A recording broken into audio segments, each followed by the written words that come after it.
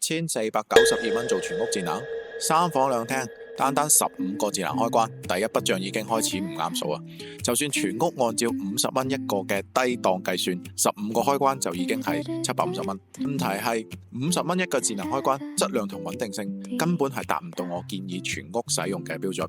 即係話呢個價錢要成立，設備質量已經先壓到最低，設備只係第一筆，第二筆網絡底盤。路由器點擺，信號點覆蓋，網關放邊度，冇計算好，入住之後就會卡斷慢。第三，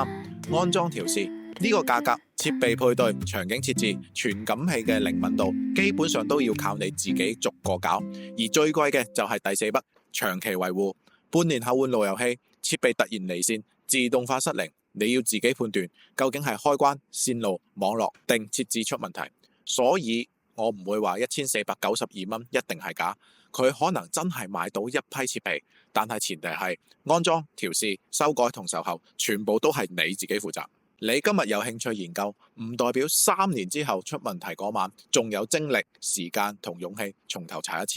低價方案冇將成本變走，只係將服務商要做嘅工作全部交翻俾未來嘅你。買齊設備唔等於做完全屋智能，設備只係材料，長期穩定好用先係成品。願意自己裝自己維護，留言打1；想有人交付，出問題有人接手就打2。